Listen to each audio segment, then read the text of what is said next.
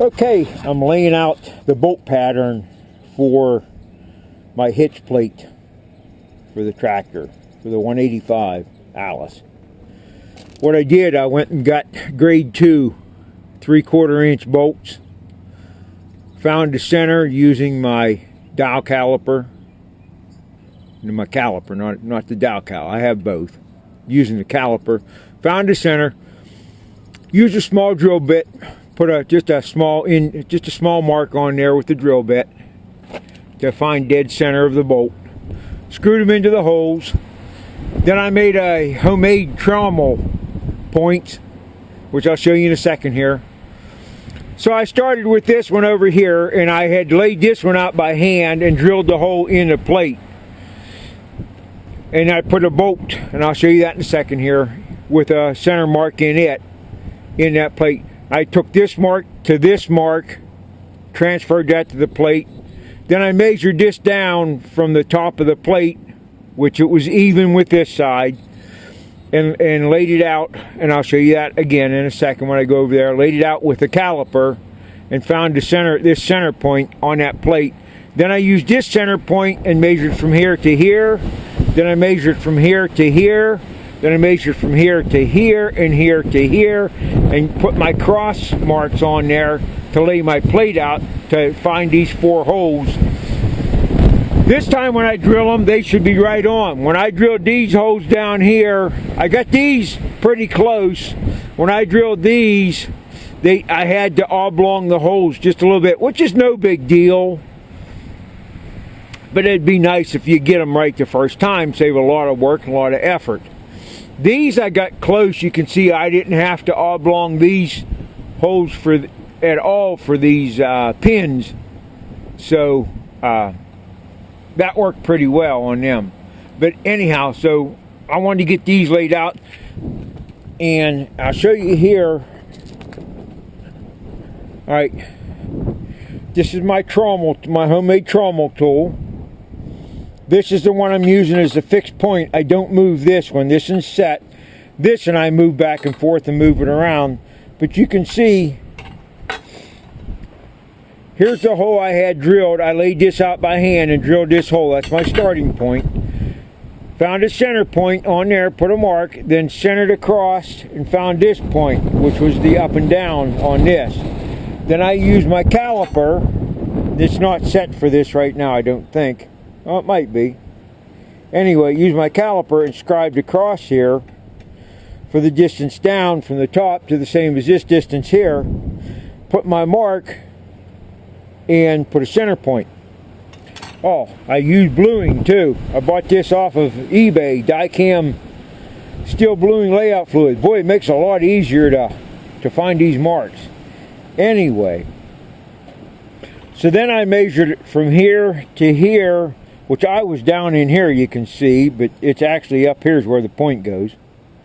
And then I measured from here to here, which this point and this point are equal. But I double checked them to make sure, laid them out. And then I measured from here to here, put a mark across, and from here to here and put a mark around. That's my center mark, that's my center mark. Now, when I get my mag drill, I got a mag drill ordered. It's coming hopefully by Tuesday. It's already got the slug cutters in it, so I'll be able to cut these holes out. That one's going to be close, but it is what it is. And then I'll be able to cut that one out, and then I'll be able to cut this and bolt this all up. And there'll be one more hole out here and one more hole out. There's 7/8 holes. I got to get them laid out. But that's working really neat. That is really, this Trammel is working really well. And all this is just an old pin punch that had broke off that I sharpened a point on the end of it. This is a center punch that I just kind of resharpened and put in there. This is 3/8 all thread rod. This is 1 inch by 1 inch steel square tubing I bought at Royal King. I cut a piece of it off for to go across here, and then I brazed another piece on here, brazed a nut on there to hold that tight. That's really all there is to it. I did braze it. Oh, I drilled a hole in there, of course. I had to drill a hole before I brazed the nut on. And I brazed a nut on here in order to tighten that down. I'm not really using this, and I'm using these on the side to hold this together instead of using this, because I don't really need to hold it as a fixed point forever.